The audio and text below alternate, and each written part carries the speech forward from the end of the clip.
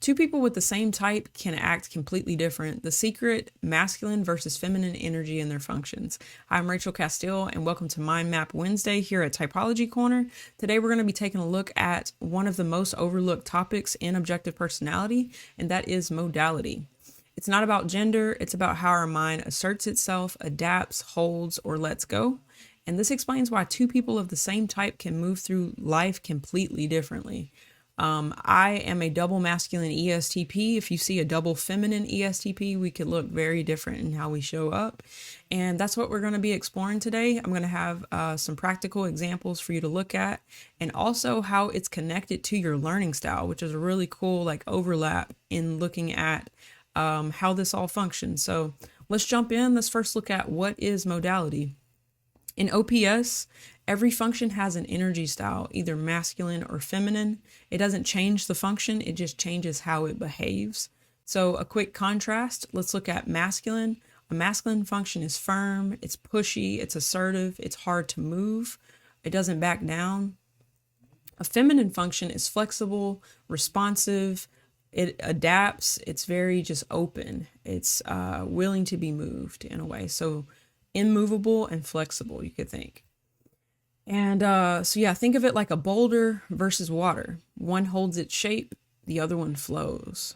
And we all have two masculine functions, we all have two feminine functions. So it's just like which part of us is masculine, which part is feminine. This is energy balance, is what it's about. That shapes our life strategy. So it looks different. One's not wrong, one's not better. It's just how our energy flows. And now I've got a visual that I'm going to show you here. So how modalities are actually assigned. So let's start with the code. Let's see. I'll put it on a clipboard for y'all just to make it a little easier to see, so that I'm not shaking around. Let's go on this side. But yeah, your modality code, it comes from your sensory function and your extroverted decider. So that's what we're looking at to come up with this 2-letter code. What is your sensory function and what is your extroverted decider? The extroverted decider is either FE or TE. No matter what your type is, that might be your last function, that might be your first, it might be your second, it might be your third. But whatever the extroverted decider is, if it's feminine, then the code, the first letter this second letter will be feminine. So sensory comes first. So whatever your sensory function is, be it SI or SE, whether it's lead, whether it's last, no matter where it is, the first code is talking about the sensory. The second one is talking about the extroverted decider. And then I've got 2 examples here. We're going to look at the ESFJ, which has SI, which is why I chose it. And then an example, an ESTP that has SE. So you can see it doesn't matter if it's extroverted or if it's introverted. Sensory, it's just the sensory function. And the extroverted decider, I've chosen 2 types that both have extroverted feeling, just so you can look at the change in how the modality shows up for the types. So that's the rule, that's the structure, that's how the code works. And now let's jump into the ESFJ. So I'm just going to give you a brief description of how this ESFJ, these 4 different versions, will look very different in how they show up in the world. So starting with the double feminine one, at the top, we have feminine SI and feminine FE. And what that looks like, it's flexible with the memory, SI, and blends easily with group dynamics. So very feminine, receptive to the tribe. They are absorbing the values of others and being able to move with them. They're not putting themselves on the tribe. They're able to flow with them very well. So blends easily with group dynamics and flexible with memory.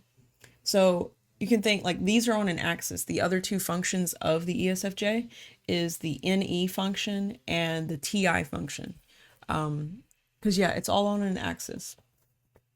And so another thing you'll know, sorry, this is bothering me. There we go. Since these are both feminine, you'll just know the other 2 functions for this type are masculine. So they have masculine NE and masculine TI. and there's attributes about that, but I'm not going to break it down that much. Just I wanted to highlight that for you to know, that what parts of them is masculine, what parts are feminine. All right, so the next one we've got FM, that's feminine, sensory, masculine, extroverted decider. Specifically for the ESFJ, that is feminine SI, masculine FE. And that looks like adaptable internally, in the same way, flexible with memory, adaptable internally, receptive, and then masculine with the tribe. So this is more so they will hold strong tribe values that they will implement and kind of be a voice for. They can put that on the tribe. That's where they're not movable. And then next we've got masculine sensory with feminine extroverted decider. So that's masculine SI, feminine FE. That looks like structured memory. Very a trait of masculine sensory is kind of like timeline, really good with dates. So structured memory, that's very solid. But then soft with social expectations. They are more flexible with the tribe, receptive. And then double masculine ESFJ would look like masculine sensory, masculine. Masculine SI, masculine FE. And that's being firm, very firm, how things should be, structured memory. And then both in memory and tribe roles. So this is the way things should be. They can tell the tribe how things should go. And so they will show up in the world way different than this like super receptive, super flowy version versus this one has a defined memory and then defined social roles, defined, like, think of FE as the values of the tribe. So they could be leading the tribe towards certain values versus absorbing the values, being receptive of the values of the tribe currently in a way. So think of like advocate, like they're more, this is the way things should be, and they're telling people what to do. It's kind of the idea of like the Karen archetype of the masculine, being masculine extroverted decider. It's easier to like help people, to guide people, to move people along in a certain direction based on your values. So that's what that looks like for the ESFJ. Now let's look at what it looks like for the ESTP. The difference is we're dealing with SE instead of SI. And so another given for this person is that they also have NI, they also have TI, the functions that are on those axes. And but we're looking at the sensory and the extroverted decider to determine what their modality is here. All right, so double feminine, we've got feminine sensory, feminine extroverted decider, and that looks like picks up on flow and tone. Yeah, picks up on flow and tone, responds gently in real time. So receptive to the SE, moving like water, moving with, sorry, I looked down at myself, I need to look at the camera. But yeah, think of receptive, not needing to like move the world around them, the SE, but just can flow with it, feels where to go, how to move with the environment, not really needing to adjust the environment. SE is like real-time interaction with reality. So we're looking at something different whenever SI up here was more prone towards memory or like internal structures and internal sensing, memory, past experiences, things like that. This is more real-time interaction. So what does it look like to be feminine? Picks up on the flow and the tone of the moment and responds gently in real time. Just, you can see that water instead of a boulder example. Then now feminine sensory with masculine extroverted decider. So we still have that flow, easygoing with input, receptive to new experiences, like letting the new experience move them instead of moving the new experience. You'll see that contrast in the masculine sensory. So yeah, on easygoing with input, but socially assertive now. So they're asserting their values on the tribe with the masculine extroverted feeling here. And now the next one, we've got MF. We have masculine sensory with feminine extroverted decider. So that's masculine SE, feminine FE. So now we're getting a totally different presence with that, and with that SE, and especially with the ESTP, their dominant function is SE. So you have an intense presence. It's like bam, like it walks in, it's moving. It's in the moment, but it's moving the moment. This is actually me. I'm a double masculine ESTP, so I'm actually the last example down here. So yeah, the SE is moving the room in a way, in its energy, instead of being receptive to it. But it seeks social harmony. It's seeking harmony with others. The feminine FE. So yeah, it's receptive to the tribe, to the values, movable with them, wants harmony, wants to flow with them, not really telling them what to do, but absorbing what is and flowing with it. And now the total double masculine ESTP. We have masculine SE and masculine FE, SE and FE. So think of it as stubborn sensory lock and strong social pressure. So yes, like this is where things go. This is the way things need to be. Even if like I know with myself, if I'm not even talking, I carry the energy that almost is like, hurry up. And I have to tone that down, that it's like, it's moving.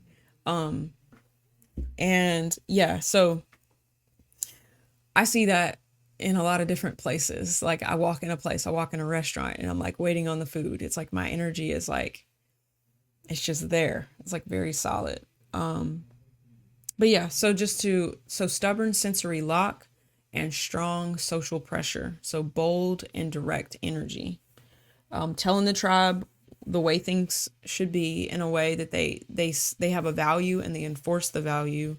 I even see that in typology. Like I'm like bringing my values out and like kind of preaching how we should treat each other and things like that. Like this, it's like teaching the tribe what values should be versus just absorbing what is and the way things are. And something that shows up for me, just giving a personal example, masculine sensory, like I'll feel like where things have to be in the room, like there's a place that it should go, and that is kind of related to my TI as well. But yeah, it's an energy that is moving the room, moving the sensory, cutting through traffic, knocking things down. So it's like bulldozes, like a boulder is moving and things get moved because it came, versus water. So the most extreme example there. But yeah, overall, same type, different modality, different feel, different rhythm. And when you understand your energy, it finally makes sense why you don't show up like everyone else with the same letters. So important, like extremely different. So this is part of the variation. When you look in OP acknowledges jumper types. I talked about that, which goes from 16 types to 32 types. Now you're looking at these 4 different versions of the ESTP, the 4 different versions of the ESFJ. Animals is something else I'll talk about very soon. So it starts to branch out. That objective personality is looking at 512 types at its core base of looking at when you start adding those different variations. So yeah, really, really cool. My next one I'm going to jump into is how the learning styles are related to what your modality is. So if you're double feminine, you have a certain learning style. If you're FM, you have a different learning style. MF or MM. So yeah. Now looking at that, learning styles by modality. So each modality comes with its own learning style and rhythm. And this is what it looks like. So hope these visuals are popping for y'all here on the screen. So yeah, take this in. We've got 2 categories. We've got the sensory over here, and then the decider function up here. Is the extroverted decider feminine or is it masculine? And then the sensory. So the overlaps here. The double feminine, how they learn is tester. Think like wafting a candle, right? being receptive to the sensory, being receptive to the tribe. It's like this, the learning style becomes testing, adapting, being responsive, curious, likes to try things out. So yeah, I think like testing food, trying it out, like, oh, spraying a new scent, wanting to like try different makeups. Like it can be so many different things. I'm kind of narrowing it down to a couple areas for you to see it, but think of the learning style is through testing, being receptive to the extroverted world completely. The opposite is true, like their extroverted world is completely feminine, therefore their inner world is fully masculine. The intuitive function is feminine for those who have, is masculine whenever the sensory is feminine. And then their introverted decider is masculine as well. So masculine inner world. And I'm saying inner world, that's kind of misleading because that doesn't actually apply to types who have SI and NE. Because where the sensory is, if it's extroverted or introverted, kind of changes that reality a little bit. But essentially, how they approach the outside world, though, is based on the sensory and the feminine extroverted decider. Okay, to keep things clear, terminology matters. But so yeah, now on to FM. We have visual. FMs are visual learners. They learn from visual imprint, and that looks like picking up on patterns, imagery, and spatial cues. So think of like that's looking at the intuition being masculine. So feminine sensory also means like what stands out to them is the intuition way more. So the pattern, seeing something, stimulates their intuition to be able to like assimilate what's going on in the visual. So giving them an anchor point like this really helps their intuition like form what it needs to see. So yeah, that's part of that. So yeah, FM, visual learners, no matter what type they are. And then now for MF, when you've got masculine sensory with feminine decider, and they are good audio learners, audiobooks, hearing it. And hearing it, their inner world is more movable, or their intuition is more movable. It's more feminine. Yeah, it's more the term about their intuition being feminine.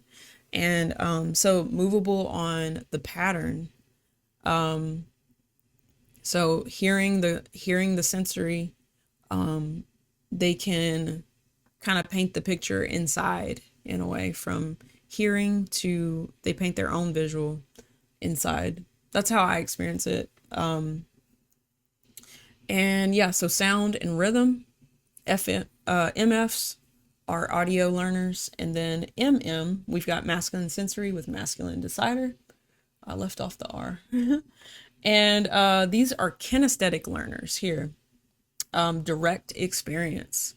I actually got some keywords to say about this group. So think rhythm, it's like tracking sounds, phrases, clarity in delivery. Some anchor points for audio. And then back to kinesthetic, some anchor points for them is learning by doing, tension, and physical feedback. This is my modality. Yes, it's so true. I learned from doing. And as a secondary, the way these flow, MM is kinesthetic audio, and then MF is audio kinesthetic. FM is visual tester, and then FF is tester visual. So it's kind of a secondary relation to that. So I'm very much like learn from doing, but also audio secondarily. But yeah, this helps to explain why some people need structure to learn and others need freedom, movement, or sound. So yeah, that's my two visuals. And now I'm going to get into what it looks like per function. So we're going to go through SE. What does SE look like, masculine and feminine, and go through all 8 of the functions. So just as a recap for those that are kind of new to the cognitive functions, the world of observation is sensory and intuition.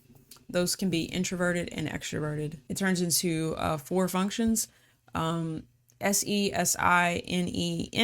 And then for the world of decision making, we have thinking and feeling. Those both can be oriented inward or outward. So you get TI, TE, FI, FE. So yeah, let's jump into that. I'm going to show you what it actually feels like when you change the masculine or femininity of a function specifically. So for SE, this is extroverted sensing. Masculine, it looks like it locks onto data, hard to redirect. So yeah, it's hard on the facts. It's like the fact, this is the way it is exactly how it happened. This is the exact point.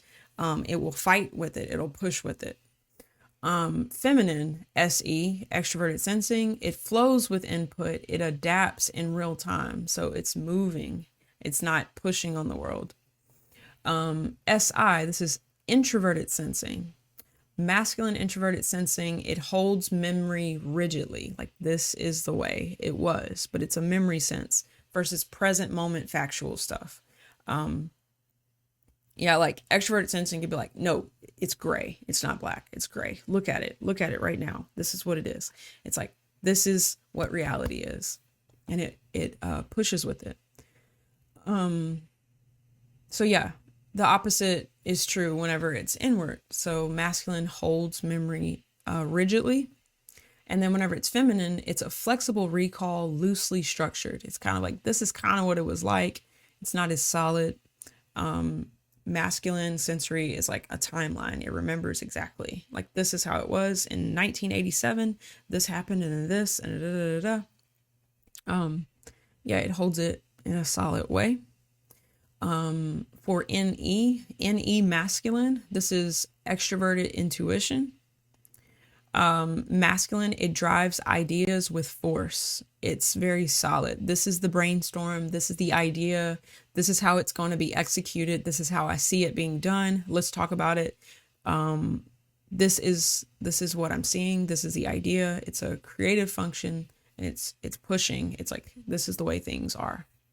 But like could be, because it's imaginative. It's more of an idea or pattern, a strong assumption, I'll say. Feminine NE is more playful and flexible possibilities. It's kind of just like, it's movable.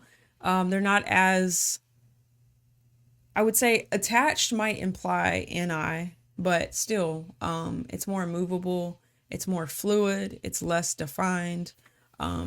Yeah, so it's receptive. And for NI, this is introverted intuition.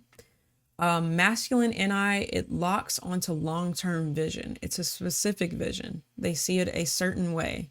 It's like a rigid plan in a way. Like, it was set. This is the way it is. This is the way we shaped it. And then you walk forward into that vision. So things shifting and changing would be a lot harder on a masculine NI person than a feminine one. So feminine NI is more adaptable foresight. It's like, it's a fuzzy vision, and this is possibly what's going to happen. But like, it's subject to change. It's not angry when things change. It doesn't, it's more movable with the vision being updated and moving around. It's less needing it to be a certain way. And then on to the decider functions. For TE, this is extroverted thinking. Masculine extroverted thinking, it pushes hard for results. It's think of it like cutting through to get from point A to point Z. It's just cutting through all the letters. It's about going as fast as it can. It sees what should be done, and it takes charge in that way. It can lead really well. TE feminine, it reorganizes systems fluidly. So it's still efficiency based. They both are, TE is efficiency based, but feminine, it is more adaptive. It's more receptive. It's more being informed by the group than like telling the group what to do, what should be done. Reorganizes systems fluidly. I think I've covered that enough. I feel like my vision of the masculine one is more set. But yeah, that is the theory of it.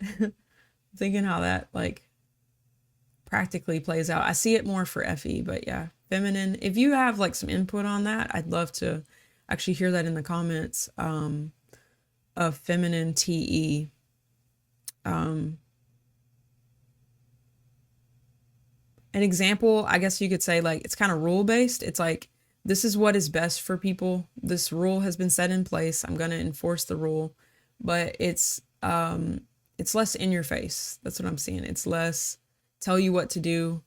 It goes well with the systems that are in place, and it can make it better, but it's less tell you what to do. That's my current understanding.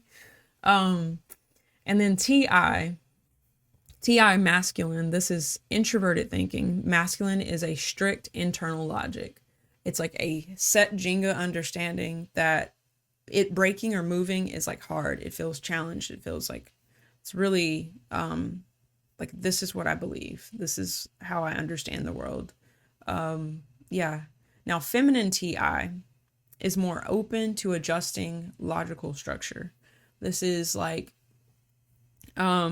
receptive to other people's beliefs, a willingness to integrate it and to absorb it and then adjust and move their own if it works in a way. So it's less defensive. It's more like, I'll absorb this other perspective and see if it can flow with my logical understanding. I have feminine TI. Yeah. And then extroverted feeling, FE, masculine, it looks like enforces group standards, telling the tribe what is good for the group. It pushes on the tribe. Yeah. What is best for everyone.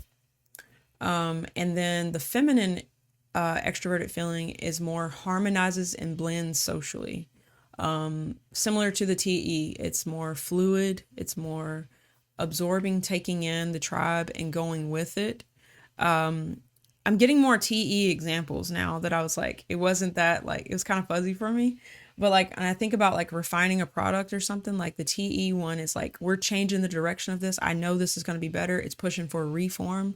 Versus the feminine TE example could be like, they're seeing all the tribe reasons for like why to buy Apple instead of Android, and they can just flow into buying that other product because the tribe reasons, they're receptive to like the new reasons of the collective in a way. So you can think of like the masculine extroverted decider is more like pioneering. The other one is more receptive and going with the culture, going with what people are saying, hearing everybody, all the different tweets that are out there, and it's going, hey, this is what the people are talking about, and this is real. I'm going to go with that. Think of like that. Yeah. Like a feminine TE, a feminine FE. It's in the realm of values or reasons. But yeah, harmonizes and blends socially for the extroverted feeling type. And FI, introverted feeling. Introverted feeling masculine is it fiercely guards internal values. It's like, don't breach my inner world. Don't breach my value system. This is what I like. This is what I don't like. And that's not for you to even be able to speak into. Yeah, they choose to move it, not just being receptive. Yeah. For the feminine side, they are more peaceful and open. They have their own values. They have deep values of their own, but it's less defensive, I'd call it. Yeah, it's more kind of go with the flow. Yeah, it's not as closed. That sounds kind of maybe extreme. I don't know if that's offensive to an FI type, but yeah, with masculine FI types, like you bump into it and you're like, oh, okay, that's an immovable wall around. That's a value for them. And you can try to budge them on that thing, but they're like, no, this is my value system. And yeah. So just think like the feminine, it's more receptive, it's more open, it's more, it can be moving around depending on their friends, but it still is their own value system. It's not checking in with everybody to do what's harmonious, like extroverted feeling. It's more open. I'll just call it, it's more open. So, yeah, that is basically the full picture of masculine functions, feminine functions, what it looks like in different types. And yeah, kind of an ending point to add is, yeah, depending on what it is, like we show up differently. We have a masculine side of us, a feminine side of us. One's not right, one's not wrong. And a big topic I want to add is like for males and females, we can stereotypically try to pigeonhole men to appear a certain way and women to appear a certain way. And this clearly is showing like, hey, no. Sometimes you can have a woman with a very masculine energy, and that just means the side of them that you can't see, that maybe that you're not let into yet, is extremely feminine, extremely movable. And that's not wrong. Like she's wired that way to do a certain type of work in the world, to be a certain presence in the world. And yeah, I just want to speak to the toxicity of trying to suppress women to show up a certain way, or to make fun of men who are softer and who are more self-assured on the inside, so they don't really need to push on the world. They can just be more fluid. And also something that's interesting, just like the term, like you've heard it said, like opposites attract. I see that with male and female, like these energies attract one another. A masculine female is attracted to a more feminine male, and vice versa. Like the energies are just the energies. It's not even about gender at all. So I just wanted to bring that out, that yeah, there's been societal pressures, I would say, that pushes against or tries to pigeonhole how we show up, and our modalities play a big part in what normal is for us.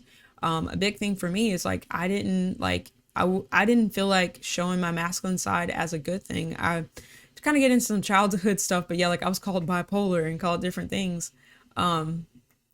because I was vocal and I was confrontive, and I can be pushy whenever I see something that needs to be addressed or dealt with. And I've had to learn to love that about myself, to embrace it, and to find my space in the world, because even in making content, it was easy to feel like whenever I'm making content, like I need to show up in this feminine energy. And like it's all falling apart for me right now, because that's like literally for me as an ESTP, my two extroverted functions, which is what shows up whenever I'm interacting extrovertedly, they are both pushy. They're both shovey, you know? So like being free to like, this sounds great. It's like I'm sitting here like punching, you know, but I like to fight too. uh, so yeah, I can kind of be like a verbal sparrer too a little bit, and think it's fun. Yeah, not always a good thing. So in a way, it's like looking like part of your energy of like, if you should like maybe tone it down in certain settings to understand how you can be coming off, how you can be misunderstood. Those are still valid things. Yeah. But like looking at my type, like my extroverted world is masculine. My introverted world, my TI and my NI are both feminine. They're both my introverted functions. So my inner world is extremely movable, extremely receptive. My outer world is more like checking you on the facts, making sure like, okay, like I'm like, this is what it is. Like I can be particular on how something's said, or yeah, it's like verifying that the facts are correct. And I can be corrective in that way of like, hey, this is not how we should treat people. Or I can speak on like on behalf of tribe values, how the tribe should behave in a way. So like preaching tribe values. Yeah, so I just wanted to highlight that, bring that out. We all show up differently, and that's the beauty of diversity. We all have a purpose. Our energy, we need to honor our energy flow. We need to find ways of life that flows with our energy, so we're not kinked up and all contorted and stuff. Like what is a fit for us goes with this flow. And yeah, so yeah, now let's look at what growth might look like. I'm going to ask you some questions just to ponder on. Which of your functions push too hard? Can you discern that in yourself, where you're pushy? and which ones yield too quickly, which ones are just give way to input really easily. Are you over flexing? Or I said flexing. Are you over flexing? Look at me, all my hands stuff. It's like I'm so kinesthetic. Are you over flexing or over controlling? Yeah, you don't have to change your type, but you can balance how your energy shows up. This is so true. Like learning where to not. Like, for example, like I do Uber Eats a lot and my energy can be like, the food's not ready. Like it's just like this present. So like I'll kind of like put my head down, look at my phone. I'll like try to like display patience because my energy is so like they're being audited.